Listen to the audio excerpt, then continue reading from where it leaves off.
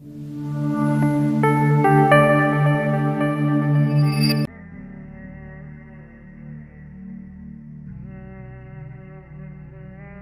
Ishaq. Anas bin Malik said, "My grandmother Malaika invited Allah's Messenger, peace be upon him, for a meal, which she herself had prepared. He ate from it and said, 'Get up, I will lead you in the prayer.' Anas added, 'I took my hazar, washed it with water as it had become dark because of long use, and Allah's Messenger, peace be upon him, stood on it. The orphan Damara or Ru and I aligned behind him, and the old lady Malaika stood behind us. Allah's Messenger, peace be upon him, led us in the prayer and offered 2 rakat and then left."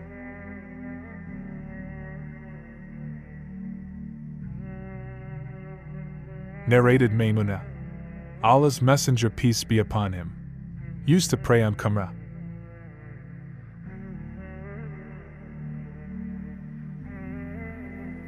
Narrated Abu Salama.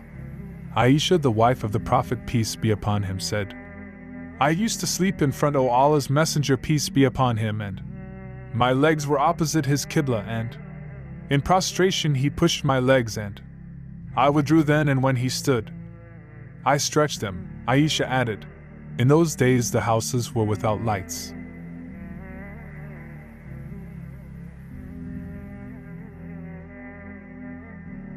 Narrated Aisha. Allah Apostle prayed while I was lying, like a dead body on his family bed between him and his Qibla.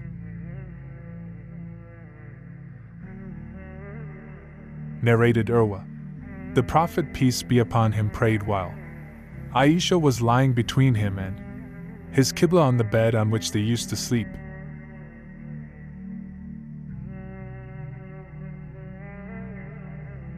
Narrated Anas bin Malik. We used to pray with the Prophet, peace be upon him, and some of us used to place the ends of their clothes at the place of prostration because of scorching heat.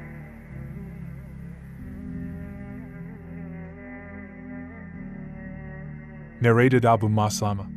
Sa'id bin Yazid al-Azdi. I asked Anas bin Malik whether the Prophet, peace be upon him, had ever prayed with his shoes on. He replied, "Yes."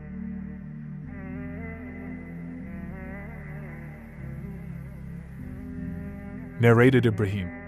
Hammam bin al-Haris said, "I saw Jarir bin Abdullah urinating. Then he performed ablution and passed his wet hands over his cuff socks made from thick fabric or leather, stood up and prayed. He was asked about it. He replied that he had seen the Prophet, peace be upon him, doing the same. They approved of this narration, as Jarir was one of those who embraced Islam very late."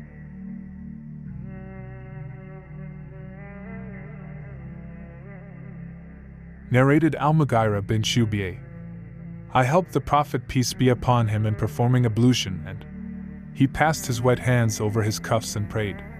Narrated Hudhaifa that he saw a person bowing and prostrating imperfectly when he finished his Salat. Hudhaifa told him that he had not offered Salat. The sub-narrator added, "I think that Hudhaifa also said, 'Were you to die, you would die on a sunnah, legal way other than that of Muhammad, peace be upon him.'"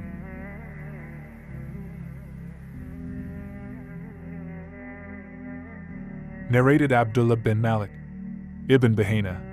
When the Prophet, peace be upon him, prayed, he used to separate his arms from his body so widely that the whiteness of his armpits was visible.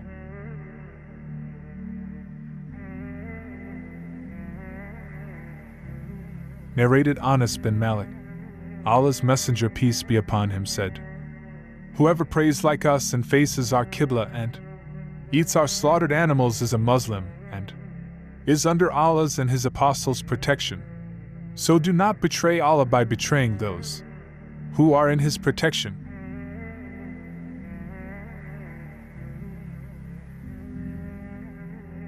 Narrated Anas bin Malik. Allah's Messenger, peace be upon him, said, "I have been ordered to fight the people till they say, 'None has the right to be worshipped but Allah.'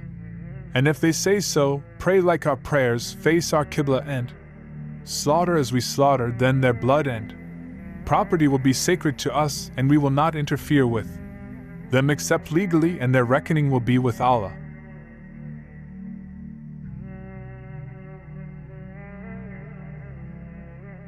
Narrated Maimun bin Sia that he asked Anas bin Malik, "O Abu Hamza, what makes the life and property of a person sacred?" He replied, "Whoever says, 'None has the right to be worshipped but Allah, faces our Qibla during the prayers, prays like us and eats our slaughtered animal, then he is a Muslim, and has got the same rights and obligations as other Muslims have.'"